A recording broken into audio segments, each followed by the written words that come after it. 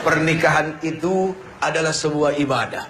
Karena pernikahan itu adalah ibadah, berarti harus dibangun dari niat yang benar. Kenapa harus dibangun dari niat yang benar? Apapun begitu muncul dari ibadah, pasti yang namanya setan gak demen. Sesuatu yang muncul karena ibadah, setan otomatis langsung menggoda. Yang gak digoda itu orang yang gak ibadah. Nah, ketika ada seorang pemuda, dia sadar syahwatnya begitu sangat luar biasa. Dari mana syahwat ini muncul? Dari hawa nafsu, karena melihat hawa jadi nafsu. Itulah kondisi laki-laki. Dengan sifat dan karakter yang memang Allah Subhanahu wa ta'ala ciptakan dengan kondisi seperti itu. Nah, atas dasar inilah, ketika seorang laki-laki memiliki syahwat, perempuan pun sama, Allah Subhanahu wa ta'ala tidak inginkan mereka seperti binatang. Nah, disinilah Allah Subhanahu wa ta'ala memuliakan manusia. Adalah apa? Dengan sebuah pernikahan yang bukan sekedar main-main, tapi pernikahan yang disaksikan oleh Allah Subhanahu wa ta'ala.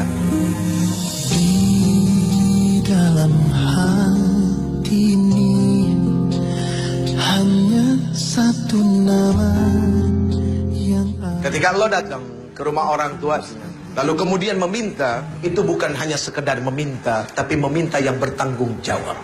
Kenapa kau harus meminta dengan tanggung jawab? Mohon maaf lahir batin. Ketika kita bicara cinta, cinta itu seharusnya melahirkan apa? Cinta itu melahirkan kasih sayang, ibu. Tapi zaman sekarang bukan kasih sayang yang muncul, tapi kasih syahwat. Sehingga pacaran banyak yang gak sehat. Jadi laki-laki yang terbaik itu adalah laki-laki yang berani datang ke rumah orang tua kamu.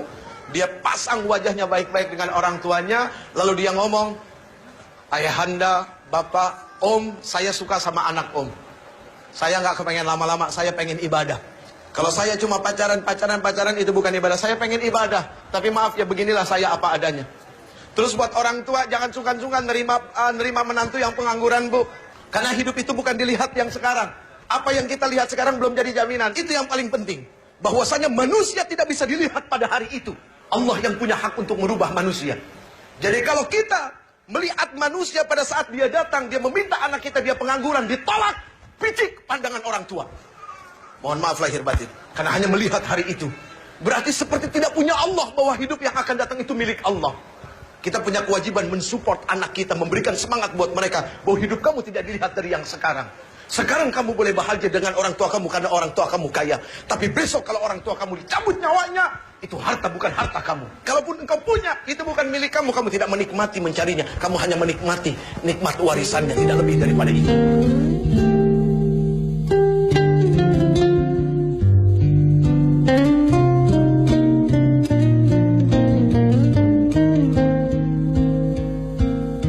Seorang istri harus berani menuntut suami. Tapi seorang suami harus berani menuntun istri. Apa yang dituntut? Dituntutnya bukan berdasarkan hawa nafsu, akan tetapi Quran. Hak seorang istri menurut Al-Quran, menurut kacamata agama, menurut kata Rasul, apa? Itu yang dituntut. Suami menuntun, apa yang dituntun? Kebaikan demi kebaikan.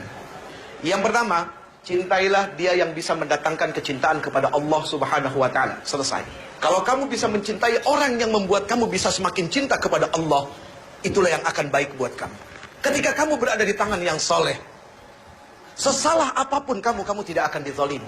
Kalaupun dia marah karena Allah. Kalaupun dia benci karena Allah. Begitu juga ketika seorang laki-laki di tangan wanita yang salehah. Seorang wanita salehah, ketika ditinggalkan tidak akan membuat suami menjadi was-was. Karena dia amanah. Makanya yang sekarang, yang cewek, yang cowok, kamu lihatlah pandang orang tua kamu.